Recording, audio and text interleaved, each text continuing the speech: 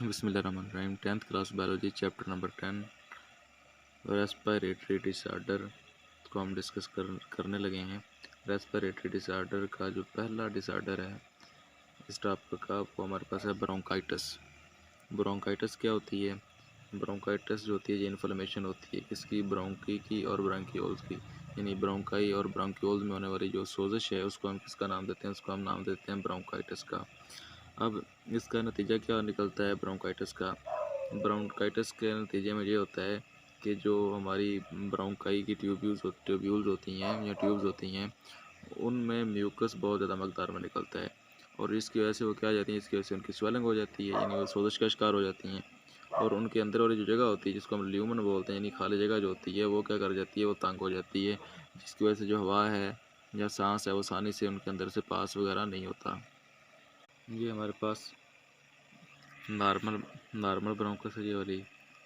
इसमें क्या है, इसमें जब नॉर्मल जो ब्रोंकस है इसका ये वाला वाल्व देखें, ये सुराख देखें अंदर से खुला हुआ है।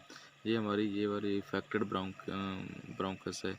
ये अंदर से क्या कर गई, अंदर से क्लैप कर गई है और हवा जो होगी वो इसके अंदर से पास नहीं करेगी क्योंकि ये अंदर से क्या हो गई, नैरो हो गई है।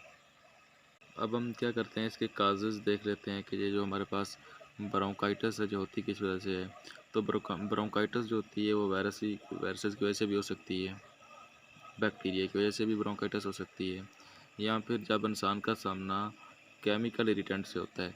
केमिकल इरिटेंट से मुराद होता है कि सोजिश पैदा करने वाले केमिकल, जैसे कि जो टोबैको स्मोक है, टोबैको स्मोक से भी हमें ब्रोंकाइटिस वगैरह हो जाने का डर होता है क्योंकि इसके अंदर ऐसे केमिकल्स होते हैं जो कि सोजिश वगैरह पैदा करते हैं। नेक्स्ट हमारे पास टाइप्स ऑफ ब्रोंकाइटिस के, ब्रोंकाइटिस कितने किस्म की होती है? ब्रोंकाइटिस जो होती है मोस्टली वो दो तरह की होती है। एक होती है हमारे पास एक्यूट ब्रोंकाइटिस और दूसरी होती है क्रोनिक ब्रोंकाइटिस। एक्यूट ब्रोंकाइटिस में क्या होता है, जो एक्यूट ब्रोंकाइटिस होती है ये अमूमन क्या करती है, ये 2 वीक्स तक रहती है और मरीज़ जो होता है वो रिकवर हो जाता है और उसकी जो होती हैं ब्रोंकाई या ब्रोंक्यूल उनको परमानेंट डैमेज नहीं पहुंचता, यानी वो मुश्किल तौर पे वो नकारा नहीं होती, उनको जो लॉस होता है वो क्या हो जाता है, वो ठीक होने के बाद रिकवर हो जाता है। नेक्स्ट हमारे पास है क्रोनिक ब्रोंकाइटिस। क्रोनिक ब्रोंकाइटिस क्या होता है? जो क्रोनिक ब्रोंकाइटिस होता है, क्रोनिक जो ब्रोंकाइटिस होता है ये अमूमन 3 मंथ से लेके 2 साल तक रहता है और इसमें क्या होता है, इसमें हमारे पास जो ब्रोंकाई या ब्रोंक्यूल्स होती हैं उनमें क्रोनिक इन्फ्लेमेशन हो जाती है जो कि अमूमन 2 साल तक रह सकती है, 3 महीनों से लेके। और जो मेजॉरिटी ऑफ लोग होते हैं, यानी मेजॉरिटी ऑफ जो पीपल होते हैं जिनमें ये क्रोनिक ब्रोंकाइटिस की तशखीस होती है वो अमूमन 45 ईयर्स से ओल्ड होते हैं या 45 ईयर्स के होते हैं। आगे क्या होती है, इसकी सिम्टम देख लेते हैं कि इसकी सिम्टम्स में क्या आता है।